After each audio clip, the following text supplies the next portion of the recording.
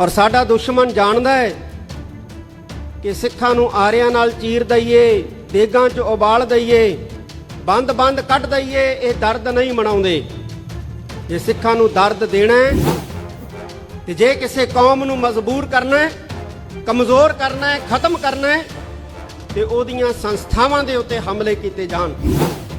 ते जे किसी ने माड़ा मोटा कोई खालसा राज की गल कर लई ते ओहदे ते देश धरोह दा जिहड़ा परचा दर्ज करके ओहदे सारे परिवार नूं आपा सरदार जगमीत सिंह दी माता तक और परिवार तक नूं भी जिहड़ा है वो नहीं बख्शिया गया। उसका मकसद जिहड़ा सी वो श्री हरमंदर साहब जी दे अंदर चल रही निता प्रति जिहड़ी मर्यादा है रहराज साहब जी का पाठ उहनूं खंडन करना सी। कोई कांग्रेस ज्वाइन करता है, बीजेपी ज्वाइन करता है, कोई दर्द नहीं है, कोई दुख नहीं है। पर दिल्ली सिख गुरुद्वारा प्रबंधक कमेटी का प्रधान बीजेपी ज्वाइन कर गया। शरेआम जिहड़ा है वो हिंदू राष्ट्र की गल की गई। सानू कोई एतराज नहीं जे हिंदुस्तान के अंदर कोई हिंदू राष्ट्र की गल करता है, सानू कोई एतराज नहीं है।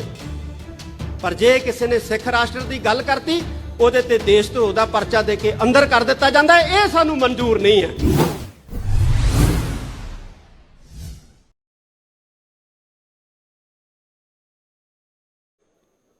ਜੁਗ ਜੁਗ ਅਟਲ ਲੋਕ ਪਰਲੋਕ ਦੇ ਰਾਖੇ ਧੰਨ ਧੰਨ ਸਾਹਿਬ ਸ੍ਰੀ ਗੁਰੂ ਗ੍ਰੰਥ ਸਾਹਿਬ ਸੱਚੇ ਪਾਤਸ਼ਾਹ ਜੀ ਦੀ ਪਾਵਨ ਪਵਿੱਤਰ ਹਜ਼ੂਰੀ 'ਚ जुड़ बैठी गुरु रूप खालसा सत संगत जी, सब तो पहला फतेह प्रवान करो। वाहिगुरु जी का खालसा, वाहिगुरु जी की फतेह। अज आपां इसलिए एकत्र होए हां क्योंकि पिछले दिनी 18 तरीक की शाम नूं सचखंड श्री हरमंदर साहिब श्री दरबार साहिब जी के उत्ते एक सोची समझी साजिश के तहत हमला होया। मैं फतेहगढ़ साहब की पावन धरती के उत्ते भी ये लफज कहे से कि सिख अपने गुरु नूं प्यार करदा है, सिख अपने गुरधामां नूं प्यार करदा है, सिख अपनियां परंपरावां नूं प्यार करदा है। और साडा दुश्मन जानदा है कि सिखां नूं आरियां नाल चीर दईए, देगां च उबाल दईए, बंद बंद कट दईए, ये दर्द नहीं मनाउंदे। जे सिखां नूं दर्द देना है, इन्हां दे गुरु ते हमला करो, इन्हां दे गुरधामां ते हमला करो और इन्हां दीयां परंपरावां ते हमला करो। अज साडीआं परंपरावां ते हमला हो रहा है, साडे गुरधामां ते हमला हो रहा है और साडे सतगुरु दे उत्ते हमला करन दा यतन जिहड़ा है वो कीता जा रहा है। मैं श्रोमणी अकाली दल दी इस गल्लों शलाघा करदा कि बहुत लंबे अरसे बाद असी मंजी साहब दीवान हाल दे विच इकट्ठे होए हैं। कईयां दे ढिड पीड़ भी होनी है कि इत्थे राजनीतिक जिहड़े है वो भाषण दिते गए ने। मैं उन्हां नूं इह कहना चाहुंदा कि अपने ढिड पीड़ दा इलाज जिहड़ा कोई चूरन चारन खा के कर लो, क्योंकि सचखंड श्री हरमंदर साहिब पीरी दा प्रतीक है और श्री अकाल तख्त साहिब मीरी दा प्रतीक है। असी सचखंड श्री हरमंदर साहिब जी की परिक्रमा दे विचों श्री अकाल तख्त साहिब नूं बाहर नहीं कढ सकते, ना साडे च समर्था है।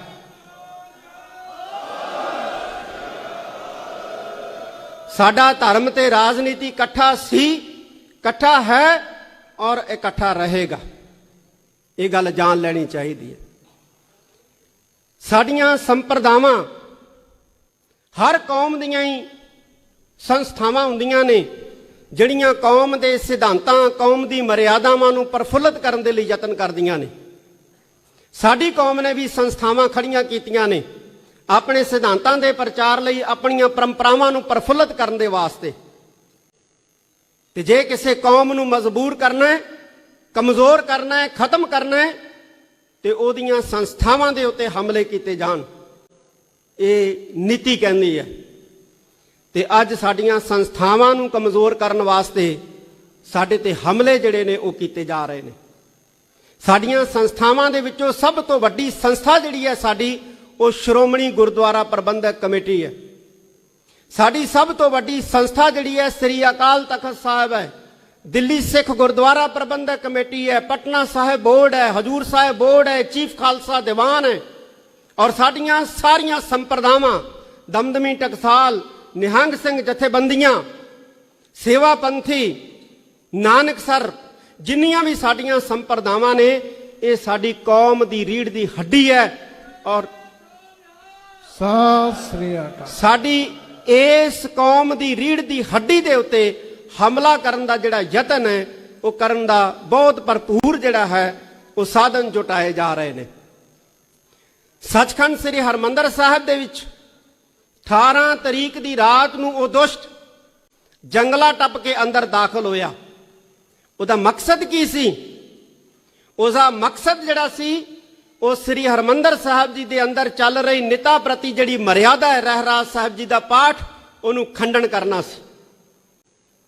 जे किते खुदा ना खास्ता वो अपनी इस घिनौनी करतूत नूं करन दे विच कामयाब हो जांदा, सचखंड श्री हरमंदर साहब दे अंदर चल रही निता प्रति मर्यादा रहराज साहब का पाठ खंडन करन दे विच वो कामयाब हो जांदा, ਤਾਂ एक नैरेटिव सिरजिया जाना सी, एक बिरतांत सिरजिया जाना सी श्रोमणी गुरुद्वारा प्रबंधक कमेटी के खिलाफ कि श्रोमणी गुरुद्वारा प्रबंधक कमेटी श्री हरमंदर साहब जी की मर्यादा नूं बचाउण तो कामयाब रही है।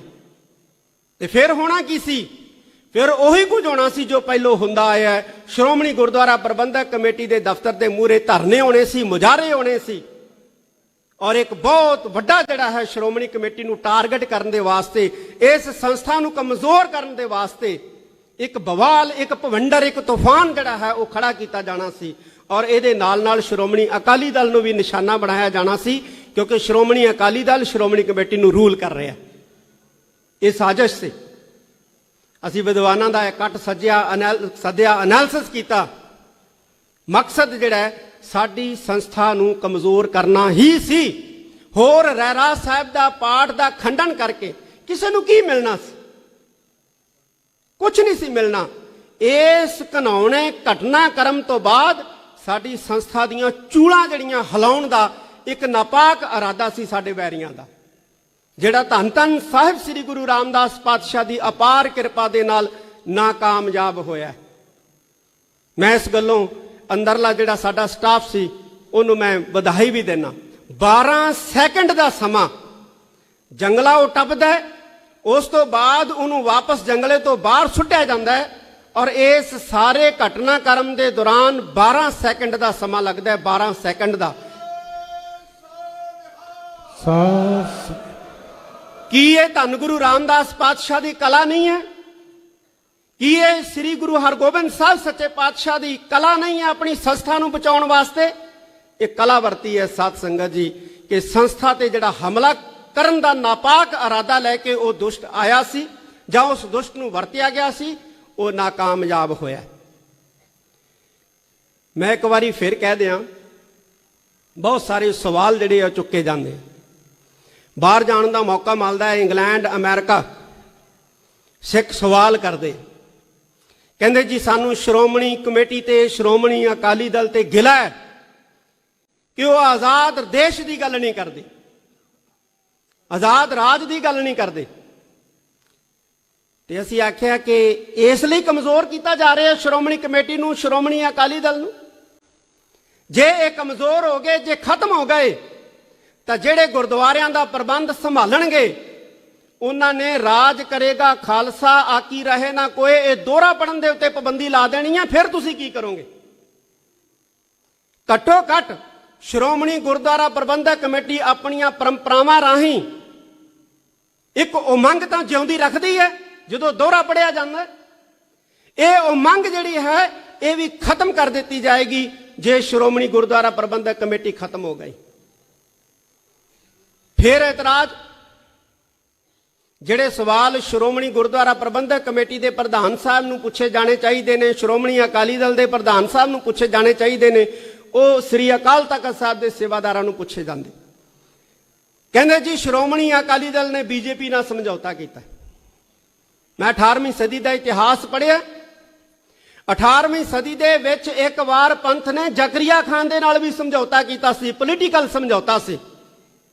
वो समझौता होया सी जकरिया खान दे नाल, ਔਰ ਉਹ ਸਮਝੌਤਾ ਟੁੱਟਿਆ ਵੀ ਸੀ। ਪਰ ਉਦੋਂ ਬਾਅਦ ਜ਼ਕਰੀਆ ਖਾਨ ਨੂੰ ਗੁਰਦੁਆਰਿਆਂ ਦੇ ਵਿੱਚ ਦਖਲ ਅੰਦਾਜ਼ੀ ਕਰਨ ਦੀ ਪੰਥ ਨੇ ਇਜਾਜ਼ਤ ਨਹੀਂ ਸੀ ਦੇ ਦਿੱਤੀ। ਪੰਥ ਨੇ ਜ਼ਕਰੀਆ ਖਾਨ ਨੂੰ ਗੁਰਦੁਆਰਿਆਂ ਦਾ ਪ੍ਰਬੰਧ ਸੰਭਾਲਣ ਦੀ ਇਜਾਜ਼ਤ ਨਹੀਂ ਸੀ ਦਿੱਤੀ। ਨਾ ਉਦੋਂ ਦਿੱਤੀ ਸੀ ਜਦੋਂ ਸਮਝੌਤਾ ਸੀ, ਤੇ ਨਾ ਉਦੋਂ ਦਿੱਤੀ ਜਦੋਂ ਸਮਝੌਤਾ ਟੁੱਟ ਗਿਆ। ਇਸ ਕਰਕੇ ਇਹ ਗੱਲਾਂ ਜਿਹੜੀਆਂ ਨੇ ਇਹ ਬੇਮਾਇਨੀਆਂ ਨੇ। ਇੱਥੇ ਸ਼੍ਰੋਮਣੀ ਅਕਾਲੀ ਦਲ ਦੇ ਪ੍ਰਧਾਨ ਸਾਹਿਬ ਨੇ ਵੀ ਜ਼ਿਕਰ ਕੀਤਾ ਕਿ ਸਿੱਖਾਂ ਨੂੰ ਕੀ ਹੋ ਗਿਆ। ਇੱਕ ਆਮ ਬੰਦਾ, ਆਮ ਸਿੱਖ, ਕੋਈ MLA, ਕੋਈ MP ਛੱਡ ਕੇ ਕੋਈ ਕਾਂਗਰਸ ਜੁਆਇਨ ਕਰਦਾ ਹੈ, BJP ਜੁਆਇਨ ਕਰਦਾ ਹੈ, ਕੋਈ ਦਰਦ ਨਹੀਂ ਹੈ, ਕੋਈ ਦੁੱਖ ਨਹੀਂ ਹੈ। ਪਰ ਦਿੱਲੀ ਸਿੱਖ ਗੁਰਦੁਆਰਾ ਪ੍ਰਬੰਧਕ ਕਮੇਟੀ ਦਾ ਪ੍ਰਧਾਨ BJP ਜੁਆਇਨ ਕਰ ਗਿਆ। ਚਲੋ ਉਹਨੇ ਚੰਗਾ ਕੰਮ ਕੀਤਾ ਵੀ ਅਸਤੀਫਾ ਦੇ ਗਿਆ, ਜਾਣ ਲੱਗਿਆ। ਉਹਨੂੰ 16 ਤਰੀਕ ਨੂੰ ਦਿੱਲੀ ਦੇ ਵਿੱਚ ਗੁਰਦੁਆਰਾ ਰਕਾਬਗੰਜ ਸਾਹਿਬ ਸ਼੍ਰੋਮਣੀ ਗੁਰਦੁਆਰਾ ਪ੍ਰਬੰਧਕ ਕਮੇਟੀ ਦੇ ਸਭ ਆਫਿਸ ਦੇ ਵਿੱਚ ਮੈਂ ਸੱਦਿਆ। ਮੈਂ ਸਰਸਾ ਸਾਹਿਬ BJP 'ਚ ਚਲੇ ਗਏ ਹੋ, ਅਸਤੀਫਾ ਦੇ ਕੇ ਗਏ ਹੋ, ਚਲੋ ਚੰਗਾ ਹੈ, ਪਰ ਹੁਣ ਤੁਹਾਡੀ ਲੋੜ ਜ਼ਿਆਦਾ ਹੈ। ਤੁਸੀਂ ਦਿੱਲੀ ਸਿੱਖ ਗੁਰਦੁਆਰਾ ਪ੍ਰਬੰਧਕ ਕਮੇਟੀ ਨੂੰ ਮਜ਼ਬੂਤ ਕਰੋ।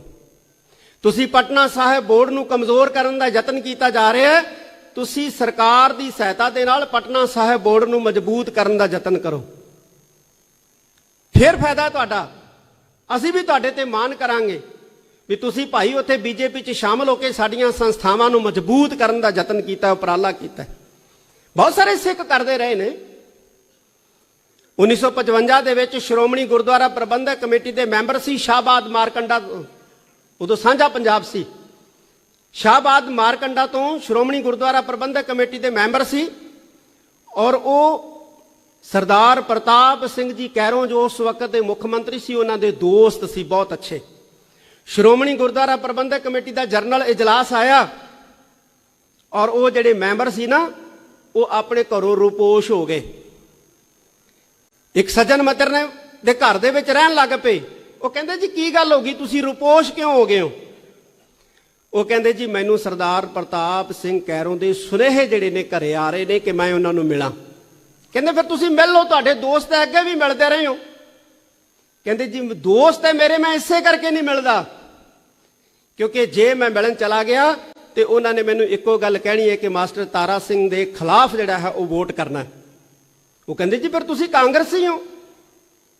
ਉਹ ਕਹਿੰਦਾ ਬੇਸ਼ੱਕ ਮੈਂ ਕਾਂਗਰਸੀ ਹਾਂ, ਪਰ ਮੈਂ ਪੰਥ ਦੇ ਖਿਲਾਫ ਵੋਟ ਨਹੀਂ ਕਰ ਸਕਦਾ, ਮੈਂ ਪੰਥ ਦੇ ਖਿਲਾਫ ਵੋਟ ਨਹੀਂ ਪਾ ਸਕਦਾ।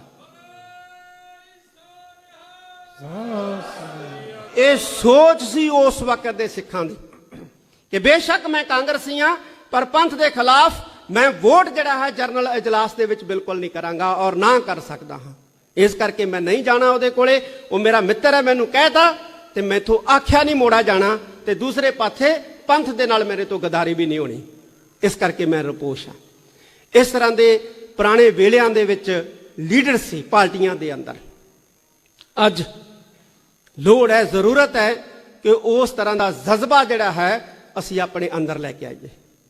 ਪੱਖਪਾਤ ਹੋ ਰਿਹਾ ਆ ਹਿੰਦੁਸਤਾਨ ਦੇ ਹੀ, ਭਾਰਤ ਦੀ ਇੱਕ ਸ਼ਹਿਰ ਦੇ ਵਿੱਚ ਸ਼ਰੇਆਮ ਜਿਹੜਾ ਹੈ ਉਹ ਹਿੰਦੂ ਰਾਸ਼ਟਰ ਦੀ ਗੱਲ ਕੀਤੀ ਗਈ। ਸਾਨੂੰ ਕੋਈ ਇਤਰਾਜ਼ ਨਹੀਂ। ਜੇ ਹਿੰਦੁਸਤਾਨ ਦੇ ਅੰਦਰ ਕੋਈ ਹਿੰਦੂ ਰਾਸ਼ਟਰ ਦੀ ਗੱਲ ਕਰਦਾ ਹੈ, ਸਾਨੂੰ ਕੋਈ ਇਤਰਾਜ਼ ਨਹੀਂ ਹੈ। ਪਰ ਜੇ ਕਿਸੇ ਨੇ ਸਿੱਖ ਰਾਸ਼ਟਰ ਦੀ ਗੱਲ ਕਰਤੀ, ਉਹਦੇ ਤੇ ਦੇਸ਼ ਧਰੋਹ ਦਾ ਪਰਚਾ ਦੇ ਕੇ ਅੰਦਰ ਕਰ ਦਿੱਤਾ ਜਾਂਦਾ ਹੈ। ਇਹ ਸਾਨੂੰ ਮਨਜ਼ੂਰ ਨਹੀਂ ਹੈ। ਸਰਦਾਰ ਜਗਮੀਤ ਸਿੰਘ ਨੌਜਵਾਨ ਹੈ ਨਾ ਸਿੱਖ, ਉਹਦੇ ਸਾਰੇ ਪਰਿਵਾਰ ਦੇ ਉੱਤੇ ਪਰਚਾ ਕਰ ਦਿੱਤਾ ਗਿਆ ਕਿ ਇਹਨੇ ਸਿੱਖ ਰਾਸ਼ਟਰ ਦੀ ਗੱਲ ਕੀਤੀ ਹੈ। ਇਹ ਧੱਕਾ ਨਹੀਂ ਹੈ, ਇਹ ਜ਼ੁਲਮ ਨਹੀਂ ਹੈ। ਇੱਕ ਪਾਸੇ ਹਿੰਦੁਸਤਾਨ ਦੇ ਅੰਦਰ, ਭਾਰਤ ਦੇ ਅੰਦਰ ਇੱਕ ਵਿਸ਼ੇਸ਼ ਫਿਰਕੇ ਨੂੰ ਮਾਰਨ ਦੀਆਂ ਹਦਾਇਤਾਂ ਜਾਰੀ ਹੁੰਦੀਆਂ ਨੇ, ਉਹਦੇ ਵੀਡੀਓ ਜਾਰੀ ਹੁੰਦੇ ਨੇ, ਕੋਈ ਕਾਰਵਾਈ ਨਹੀਂ ਹੈ। ਇੱਕ ਫਿਰਕੇ ਨੂੰ ਖਤਮ ਕਰਨ ਦੇ ਲਈ ਐਲਾਨ ਕੀਤੇ ਜਾਂਦੇ ਨੇ, ਕੋਈ ਕਾਰਵਾਈ ਨਹੀਂ ਹੈ। ਤੇ ਜੇ ਕਿਸੇ ਨੇ ਮਾੜਾ ਮੋਟਾ ਕੋਈ ਖਾਲਸਾ ਰਾਜ ਦੀ ਗੱਲ ਕਰ ਲਈ ਤੇ ਉਹਦੇ ਤੇ ਦੇਸ਼ ਧਰੋਹ ਦਾ ਜਿਹੜਾ ਪਰਚਾ ਦਰਜ ਕਰਕੇ ਉਹਦੇ ਸਾਰੇ ਪਰਿਵਾਰ ਨੂੰ, ਆਪਾ ਸਰਦਾਰ ਜਗਮੀਤ ਸਿੰਘ ਦੀ ਮਾਤਾ ਤੱਕ ਔਰ ਪਰਿਵਾਰ ਤੱਕ ਨੂੰ ਵੀ ਜਿਹੜਾ ਹੈ ਉਹ ਨਹੀਂ ਬਖਸ਼ਿਆ ਗਿਆ। ਮੈਂ ਸਾਡੇ ਬਹੁਤ ਹੀ ਸਤਿਕਾਰਯੋਗ ਪ੍ਰਕਾਸ਼ ਸਿੰਘ ਜੀ ਬਾਦਲ ਨੇ ਕਿਹਾ ਕਿ ਜੋ ਹੁਕਮ ਹੋਊਗਾ ਉਹ ਸਾਰਾ ਸ਼੍ਰੋਮਣੀ ਅਕਾਲੀ ਦਲ ਮੰਨੂਗਾ। ਸ਼੍ਰੋਮਣੀ ਅਕਾਲੀ ਦਲ ਹਿੰਦੁਸਤਾਨ ਦੇ ਅੰਦਰ ਧੱਕੇਸ਼ਾਹੀ ਦੇ ਖਿਲਾਫ ਹਮੇਸ਼ਾ ਆਵਾਜ਼ ਉਠਾਉਂਦਾ ਰਿਹਾ ਹੈ। ਬਸ ਇੱਕੋ ਹੀ ਗੱਲ ਕਹਿਣੀ ਹੈ ਸ੍ਰੀ ਅਕਾਲ ਤਖਤ ਸਾਹਿਬ ਵੱਲੋਂ, ਅੱਜ ਵੀ ਜੇ ਧੱਕਾ ਹੁੰਦਾ ਹੈ ਕਿਸੇ ਨਾਲ, ਚਾਹੇ ਉਹ ਸਿੱਖ ਨਾਲ ਹੁੰਦਾ ਹੈ, ਚਾਹੇ ਹਿੰਦੂ ਨਾਲ ਹੁੰਦਾ ਹੈ, ਚਾਹੇ ਮੁਸਲਮਾਨ ਨਾਲ ਹੁੰਦਾ ਹੈ, ਕੋਈ ਹੋਰ ਆਵਾਜ਼ ਉਠਾਏ ਨਾ ਉਠਾਏ, ਲੇਕਿਨ ਸ਼੍ਰੋਮਣੀ ਅਕਾਲੀ ਦਲ ਨੂੰ ਆਵਾਜ਼ ਜ਼ਰੂਰ ਉਠਾਉਣੀ ਚਾਹੀਦੀ ਹੈ। ਬੋਲੇ ਸੋ ਨਿਹਾਲ। ਅਸੀਂ ਕਿਸੇ ਹਿੰਦੂ ਦੇ ਖਿਲਾਫ ਨਹੀਂ, ਅਸੀਂ ਕਿਸੇ ਮੁਸਲਮਾਨ ਦੇ ਖਿਲਾਫ ਨਹੀਂ, ਅਸੀਂ ਕਿਸੇ ਈਸਾਈ ਦੇ ਖਿਲਾਫ ਨਹੀਂ, ਅਸੀਂ ਕਿਸੇ ਜੈਨੀ ਦੇ ਖਿਲਾਫ ਨਹੀਂ ਹੈ, ਅਸੀਂ ਜ਼ੁਲਮ ਦੇ ਖਿਲਾਫ ਹੈ।